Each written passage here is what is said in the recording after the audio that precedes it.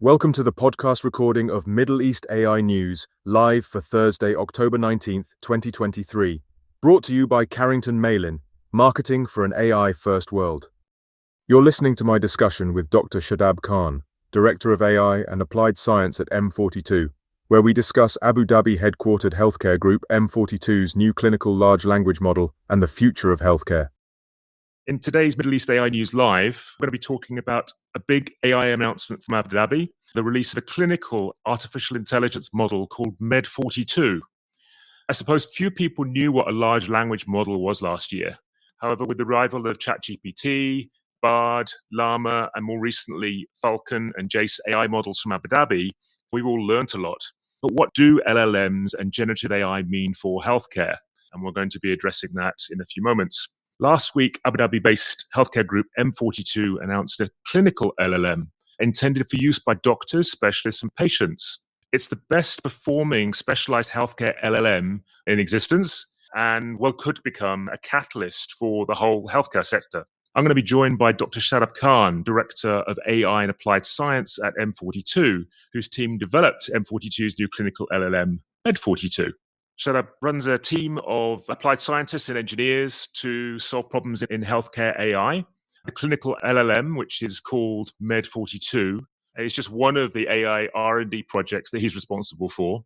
You may be interested to know that Dr. Shadab has been researching AI models and solutions for healthcare problems based in Abu Dhabi for the past 5 years. He holds a Master's of Public Health from Harvard University and a PhD in Engineering Science from Dartmouth College. So, a warm welcome to Dr. Shadab Khan to Middle East AI News Live.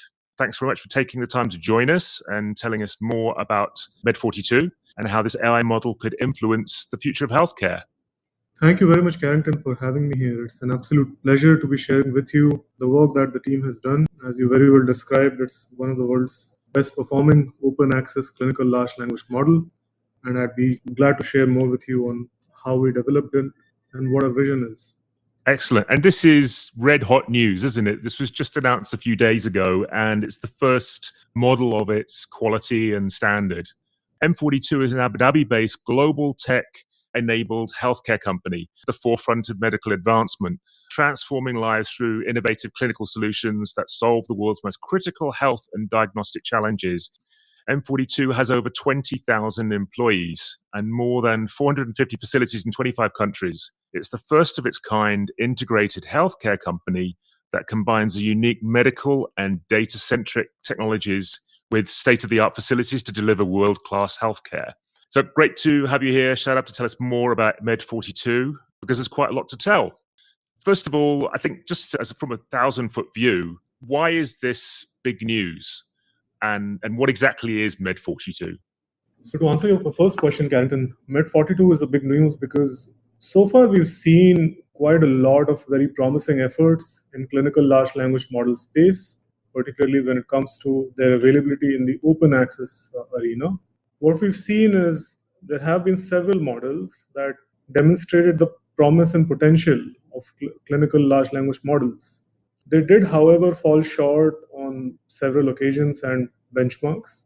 One particular benchmark that we were interested in is models' performance on a US medical licensing exam, where we noticed that despite significantly larger closed models having cleared what would be considered a passing score of 60%, the open access models, however, had fallen short. And our intent with creating Med42 was again to make sure that researchers and scientists, as well as any AI developers who wanted to build solutions for healthcare, had alternatives to the closed models, had essentially hackable models in their hands to try and build some of these technologies for the world. Very good point. So the models that are out there that start to fulfill this, enormous potential are behind closed doors and not accessible. Absolutely. So Med42 is publicly accessible. It's available on Hugging Face for downloads. We've already seen more than 250 downloads so far, and it's one of the top trending models on Hugging Face today. And you've benchmarked this against other models that are open access, and this outperforms most of them. That is correct, Carrington. So interestingly, the closed second model in our comparison is another model that was built with exactly the same 70 billion parameters. And this particular model was at 54% in a zero-shot evaluation on USMLE. In our assessment, Med42 achieves a score of 72% accuracy on the same benchmark. So that was quite thrilling to see. Brilliant. In terms of open access clinical LLMs, is there anything on the horizon? Is this a busy field, or is it fairly open at the moment? And this is one of the few opportunities that healthcare professionals and developers have to look at and examine. Great question. So I think there's plenty of opportunity to innovate and continue to push the boundaries of what's achievable by these open access large language models. So in terms of performance, while we do achieve 72% accuracy, there is a model called GPT-4 by OpenAI, which achieves an even higher score.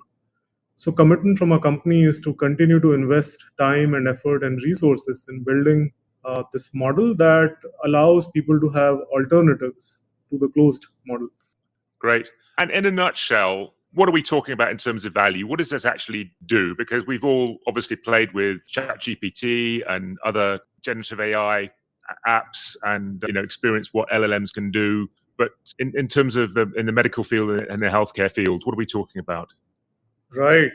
I'll give you a few examples of what value proposition such models bring to the table. So say you're a patient or I'm a patient, right? And we've all been in the situations where we've walked out of a doctor's visit in a hospital with a lab result in hand. And I haven't had any formal training in medicine, so plenty of the keywords that I spot on my lab reports are unfamiliar to me. And I've heard this story from so many friends and family members that this is a pattern that repeats. What are the current alternatives? You might try and get back in touch with your treating physician. Depending on whether or not they have a time, they may give you an answer or an explanation for your lab results mean for you. With Med42, we think such queries could be easily addressed. Med42 provides explanation to short and long form medical questions in an easy to understand language. So that's for the patients. But for physicians, consider for a moment that you're treating a diabetic patient who has, let's say, 15 or 20 odd prior visits in the system. And this patient is in front of you today, and you ask a question: when was the last time that this patient had control over their diabetes? Now, that simple question could be assessed by looking at the 𝘍𝘢𝘮 results. And to access the 𝘍𝘢𝘮 results for prior visits, you'll have to go through these 15, 20 page views for each visit record, then find the corresponding lab result, open that lab result, locate the 𝘍𝘢𝘮 entry, and record all of this information in your brain while you try to answer the simple question of when was the last time this patient had an 𝘍𝘢𝘮 in control, let's say under 7. Right. Obviously, in the process, you wasted tens of minutes of precious time that could be spent on offering care to other patients or to offer more personalized care to the patient that's in front of you. So we believe with technologies like Med42, we'll bring a lot of value in terms of reducing burnout, reducing the time spent on electronic medical records for the physicians, which would help improve their experience, reduce the administrative burden, and hopefully that leads to happier doctors delivering improved care to the patients. It sounds great, and it resonates with me because a friend of mine actually in the last couple of days had an MRI scan, and when his results come through, the institution said, come and see us in 2 weeks when the doctor's back from holiday. Right. That's unfortunate.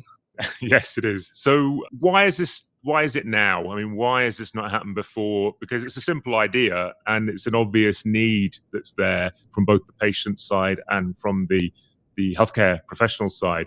And I guess the answer is technology. Right. So technology is a part of it, Carrington. So we've recently seen a surge of interest from many stakeholders in building these large language models. We've all been in awe of the possibilities that these large language models have enabled. And that's why we're seeing so much of an interest now in seeing what value we can bring to the table in healthcare. It's not that there haven't been assistive technologies in healthcare before. It's just that in this recent series of LLM works, the possibilities have been so vastly improved that it warranted another look, at least from our side at M42. And one of the reasons, again, we got involved is because, as you said, we're big. We have more than 450 facilities in 27 different countries across 4 different continents where more than 50 different languages are spoken by our patients as well as the treating physicians, we really needed to make sure that we have access to tools that are truly world-class and that will help us with our own goals at M42. Right. So that's obvious to me that at a patient level, yeah, I would love to see my results immediately. I would love to have them explained to me, in my own time, in my own schedule, in a way that, helps me support my own healthcare. Is there a way of summing up what the impact of this technology could be on the healthcare system? Certainly. So historically in healthcare systems, you come across 4 different problems, right? So first is that we always have to find a way to deliver better care, and how we measure that is in terms of outcomes for the patients, right? If you're a cancer patient, this could mean longer survival once you're diagnosed with your cancer. If you're a diabetic, this could mean that you have stronger control over managing your diabetes for the period in which you have the diabetes. In some other cases, it could even mean that we are able to reverse a particular chronic disease, right? Say hypertension, for example. So that's on the outcomes. Wow. But on the other side, we have to focus on improving the experience for patients, improving the experience for physicians, while being able to do so in a sustainable financial environment. WHO projects that there will be a shortage of 10 million healthcare professionals by 2030 across the world. And so there's another angle of the healthcare capacity and the demand not keeping up pace with each other. These technologies, we really think we'd have a chance to deliver stronger care to populations across the world and somehow flatten the health disparities that exist today because of the skill gaps and access to care. Wow. So it could have potentially enormous impacts on both the ecosystems and on people that need critical care. But there are concerns. There's obviously the legal considerations. There are risks, as we all are aware of, the way that have tended to work. So can you give us a sum up of what those different risks and concerns are? Certainly. So that's another great question, Carrington. While the large language models do perform very well and Med42 achieves extremely good results on the benchmarks, that's not enough. No technology is perfect, and particularly in healthcare, we have to make sure that any outputs that come from assistive technologies such as Med42 are safe, they are reliable, they're free of any bias, they're free of any misinformation, they don't contain any potential for harm to the end users, that they operate within the ethical boundaries within which they were supposed to build. And so we've placed several guardrails in the model's output to make sure that the output, again, is safe for the end users. If you're a patient, the model tends to produce a result that would provide general healthcare information, but steer clear of offering any diagnosis or a prescription. It would instead suggest that you consult with a trained medical professional. Right. So while it tries to help, it also defers to the experts where it should. On the side of making sure that the technology remains safe, we are launching several research studies with the physician scientists in our M42 network to make sure that the outputs are fit for purpose. Great, makes sense. Just to zoom in a little bit on Med42, what was involved in building Med42, and how long did that take, and what are the technologies involved? So to build Med42, we began with putting together a data set first. We used several publicly available sources of question and answer type data sets. We curated the data set, we cleaned the data set, and then finally we took llama 270 billion parameter as a base model. And then we fine-tuned that model on our data set over a period of 5 days on a supercomputer called Condor Galaxy 1 with our sister company Core42 and our partner Cerebrus based in the US. The model was trained for 5 days, and then finally to assess its performance, we picked several healthcare specific benchmarks such as MMLU, MED-MCQA, USMLE, among others. These tests included model's ability to recall facts and reason in providing its responses for short and long form healthcare questions. In evaluations, we found that the model outperforms all publicly available open access clinical large language models. On the USMLE, I did previously mention that it's one of the only models that crosses the passing score of 60%, currently standing at 72%. It also outperforms larger closed models such as GPT 3.5 and Cloud from Anthropic, the company that recently received $4 billion of investment from Amazon, behind only GPT-4 and Google's Med42 at the moment. Wow. And I think you also managed to shrink the training time required for this model and the huge volume of data that you used. That is correct. So as I mentioned, we use Kondo Galaxy 1 supercomputer. If I recall correctly, it's a 3 exaflop supercomputer, one of the most powerful purpose-built supercomputer for training AI models by our partners Cerebras and Core42. And it was absolutely delightful working with the Cerebras team and the Core42 team, because we went to them with a request of, hey, can we build this in 2 weeks? They said, sure, we can do it for you in 4 days. And so Cerebras team scheduled this model training on a Friday night, and then they went off on a long weekend in the US. And then when they came back, they said, hey, your model is finished. And that was it. So yeah, that was quite nice to be able to train this model in just a matter of a few days. Yeah, it's incredible what's possible now. So the position that it's in at the moment is that it's been released for open access, and that was end of last week. It's out there for review and feedback. What do you expect from that process?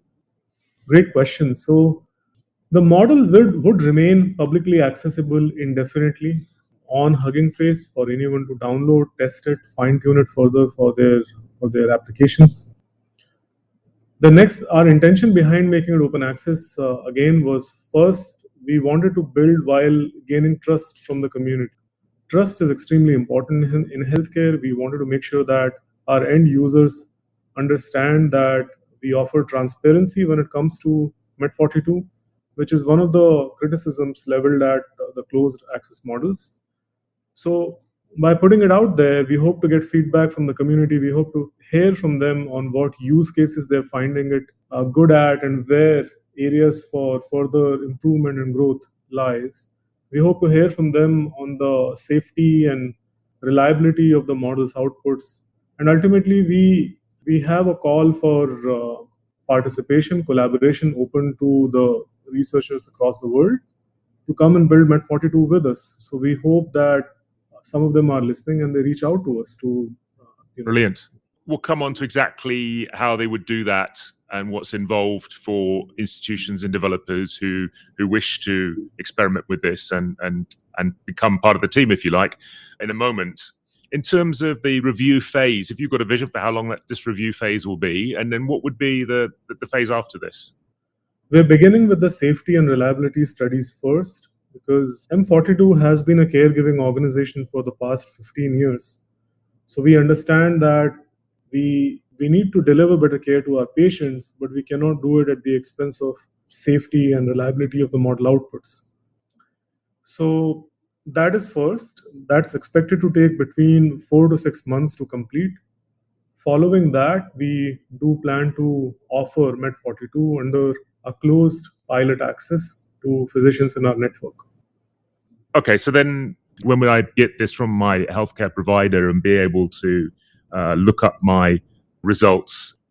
That's a great question. And we are working on identifying the right channels to provide safe and effective access to Med42 to the end users. We do have to make sure that the guardrails that we have put in place to ensure that the model output is safe for particularly consumer users are working as intended. And therefore, before concluding the safety studies, it's not possible for me to predict that exact time frame, but I would expect at some point next year. Oh, really? Okay, so it's not so far ahead then. Well, it could be a year from now, and we'll still be in 2024. So I don't know really. So let's move on to practically how do people use and test this, and who are the candidates to review and trial this model. So first of all, this is an open access model under a special license. Am I right? That is correct. and it's available for use via Hugging Face. Now, for a non-technical person, and let's say for an institution that doesn't have a dedicated AI department, what are my steps to be able to test this and trial this and use it and give you feedback?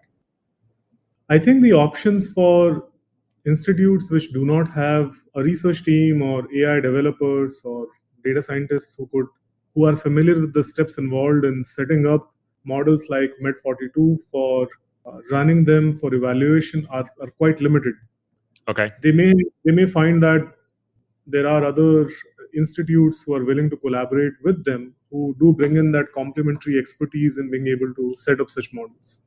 At the moment, as I mentioned, with the safety studies pending, we did not want to enable access to general public at the moment, but that is one of the things we're looking at. Okay, so from an institutional point of view, you need an AI team of some sort, and presumably not a large AI team because you've done most of the work already. But you would need an AI team to be able to experiment with this and to test it. That is correct. And I wouldn't even go so far as to say you need an AI team particularly. It could be that you have some software engineers who are well versed with productionizing machine learning models, and they'd be able to set up an environment where you can come in and test Med42. Great. Okay. And so let's just switch that round. If I'm a developer and I'm looking for opportunities to, future opportunities to develop apps and products on, is this an opportunity for me? This could be, not at the moment though. So Med42 has been published under a research-only license. As I mentioned that we wanted to take a safety-first approach, and until the safety studies are complete, we did not want to be in a position where Med42 is used to provide commercial solutions to stakeholders within the system of healthcare. Just experimenting with Med42, might inform your roadmap and what the sort of things that you might want to do in a year or two's time, but it's not something you could build on now. Right. No, I don't think the intent right now is to enable anything more than research studies with Med42. As I said, we are working on building generation 2 of Med42 model, Right. which will be more open access. And we're still deliberating on what are the right licensing mechanisms to offer that. For those institutions and I guess also potentially policymakers, potentially other stakeholders who have the resources to set this up, what's involved practically, and do I need to be worried about costs of using Med42? Great question. So running Med42 does require GPU-enabled hardware. This can range from a few $1,000s to several tens of thousands of dollars, depending on the sort of performance you want to achieve with your model and how many queries you'll be running on it concurrently. The steps involved would be as follows. So given that we're proposing a research study, you would submit an IRB application to access data sets that you're interested in. This would then be followed by setting up the pipeline to run Med42. You would download the model from Hugging Face. You would download the code bases to productionize it.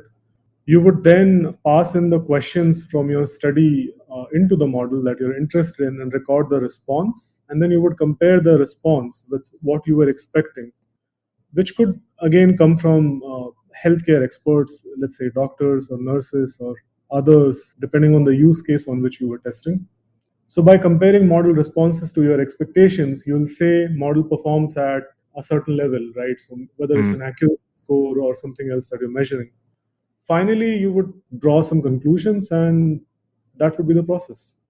Right. And I guess the thing to emphasize, which we covered earlier, is that this is using your existing data, isn't it? Your existing training data. It's not using live data or data from institutions that experiment with this. That is correct. We have trained Med42 only on publicly available datasets. And just for the purpose of clarity, no patient-level datasets was involved or used to train Med42. So where did the datasets come from to train the model then? So these are again datasets that have come up previously in medical NLP community. These are available on Hugging Face and several other sources. Our contribution was putting together these in a curated form where We looked at which datasets would make sense for building Med42. We then had some of our team members who were previously physicians, so they understand both the medicine as well as the AI space, go through those datasets to identify whether they are fit for purpose, whether they are good datasets to build Med42 on. And this usually looks at things like what diversity is contained within that data. Is the data quality high? Once this data curation and cleaning process was complete, we fed it to build Med42. Right. And if I'm an institution that's able to take advantage of this and experiment with it, can they call you? Yes, so we do offer any interested parties to reach out to us at an email address that we've provided on our Hugging Face link. The email address is med42@m42.ae. Feel free to send us an email with any ideas or proposals that you have, and we'll be sure to respond to that. Great. So to summarize, the license is at no cost. It's an open access license. But to run this, you're going to need some internal technical ability, which might be an AI team or it might be an IT team. And in order to run this, depending on the level that you want to experiment and trial, you'll need to buy a certain amount of compute resource from you. Is that accurate? So the compute resources they don't have to buy it from us. We're not compute resellers. So Okay. that could be something as simple as your laptops if they're equipped with the right GPUs and CPUs, or it could be a big and powerful server depending on what performance expectations you have from your model in terms of concurrent queries that you want to execute on the model. Great. And do you think this might be one of many models, one of a few models? This is a pretty competitive space right now. We do expect that the community will pick up Med42 and produce their own variants with perhaps competitive performance. And we're really excited to see that. We're really excited to see where these different individuals take the model's performance further. One of the advantages of working with open access communities is different individuals bring in their own viewpoints on how to test, on how to apply the technology. And I'm sure that our efforts would inspire others to, again, draw from publicly available models and data sets and perhaps build the next generation of clinical large language models. Yeah, I mean, you could argue that much of the healthcare sector is going to be enabled by large language models over the next few years because there are so many distinct uses they could be put to. Right, you're absolutely right. So from helping out in healthcare operations to care delivery to healthcare finance management, right? There are plenty of applications, so many applications from patient perspectives as well, not just explaining medical jargon, but also just being, let's say, a general healthcare information assistant. Does this have value for the insurance sector? Yeah, I'd imagine that insurances and underwriters could find several applications for large language models. So one among them could be trying to assess the let's say comorbidity scores and risk scores for the patients in their care. Insurances could also use it to explain the policy documents to the end users better because that policy documents often tend to be long and convoluted to understand. And patients often have simple questions like, is it covered for me or not? What's my copay, right? And that kind of first line responses could be eased with the help of such large language models. And we could see several applications in pre-authorization. So nobody likes filling these pre-authorization forms in healthcare facilities. So preparing pre-authorizations, approving pre-authorizations, another area where we see large language models being applied in the RCM and insurance side of healthcare. And what about the Med42 specifically? Right. All of these use cases would be possible with the help of Med42 as well. And the vision for this, because you've already mentioned that this is accessible to healthcare institutions worldwide to help you shape and fine-tune and move forward.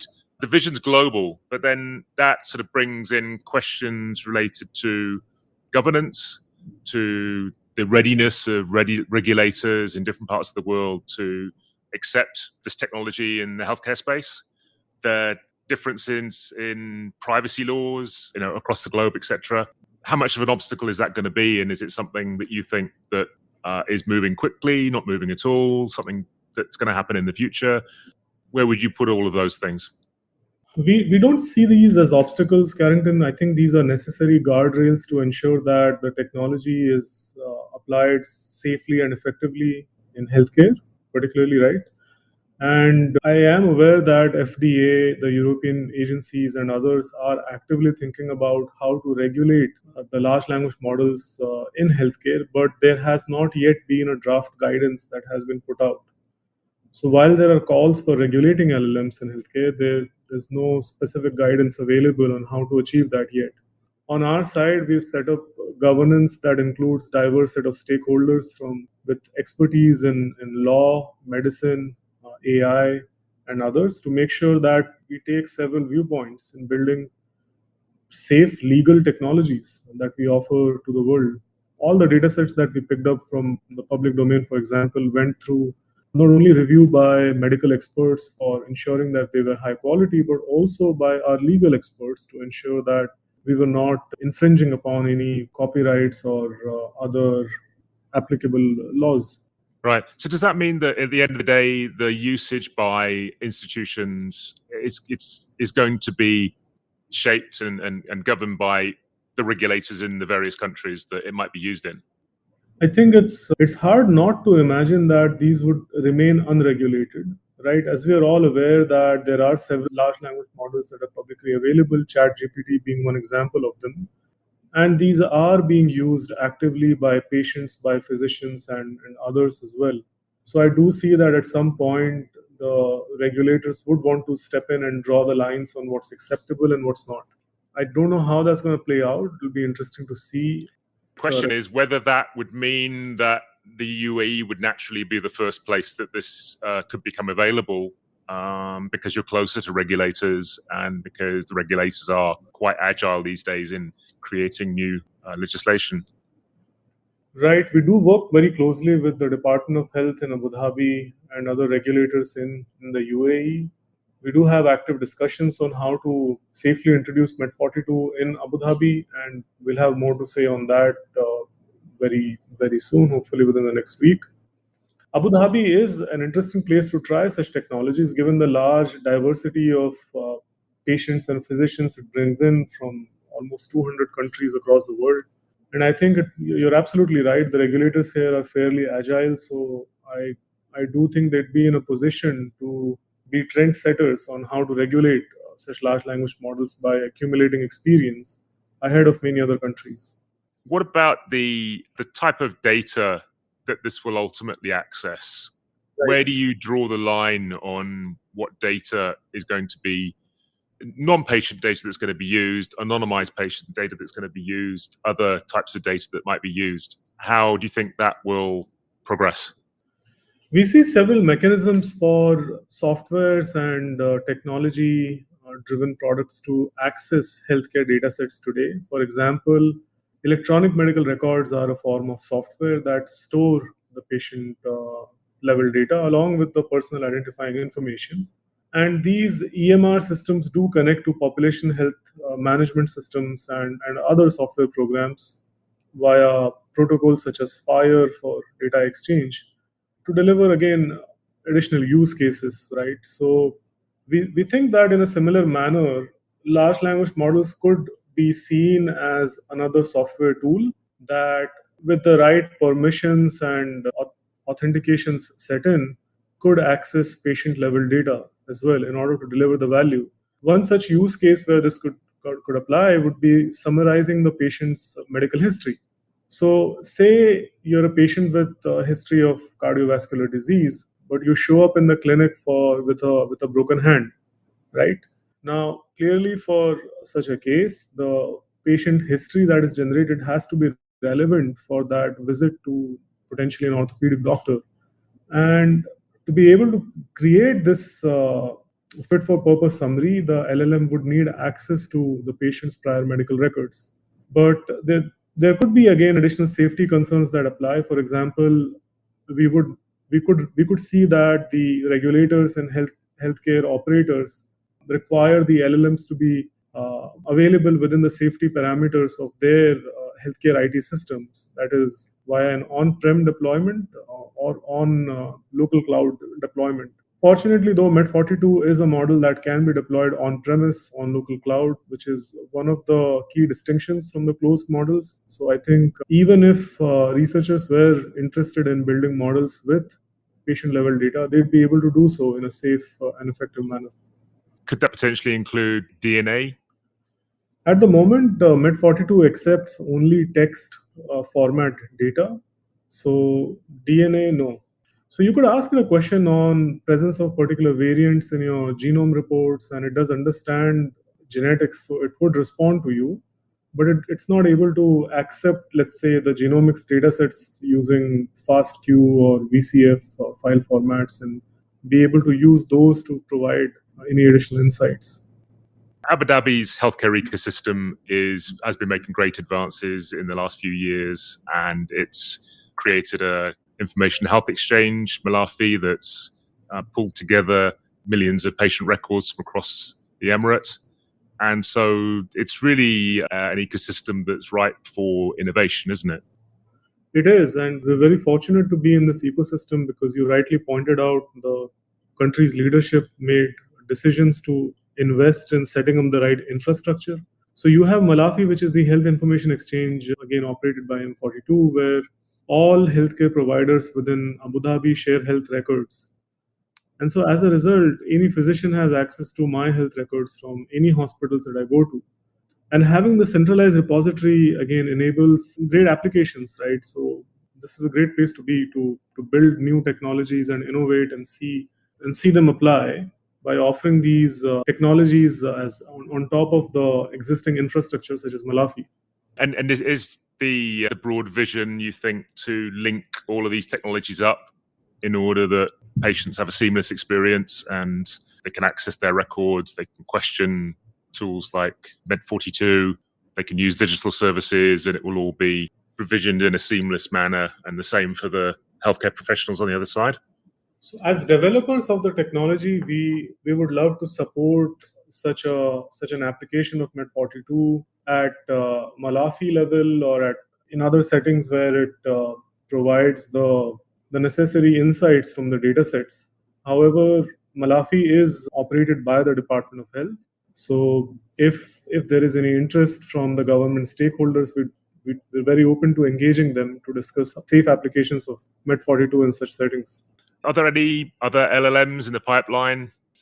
This is indeed first of many. We have 3 other foundation models in works for genomics, imaging, electronic health records, and other modalities. Eventually, our vision is to build these library of foundation models so we can utilize any healthcare data modality to build applications that are useful for many stakeholders, whether they're from pharma, patients, providers, insurers, regulators, or others. Great. Well, we're almost out of time. But I'd just like to go back to one question I've got from the audience, which was related to collaborations with healthcare institutions. You've obviously got a great number of healthcare institutions under the M42 umbrella. Are there institutions outside of that you've already started to talk to about Med42, or is it early days?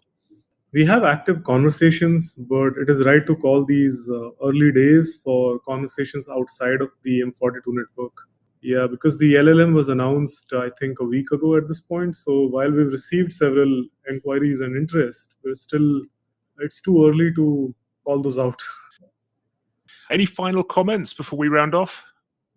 I think my final comment is simply that I'm really excited to be at M42. It is truly one of a kind healthcare players across the globe where we not only build technology, but we also have means of getting feedback, applying the technology to see the actual utility offered by such models, and then finally to scale it out and offer it to the rest of the world.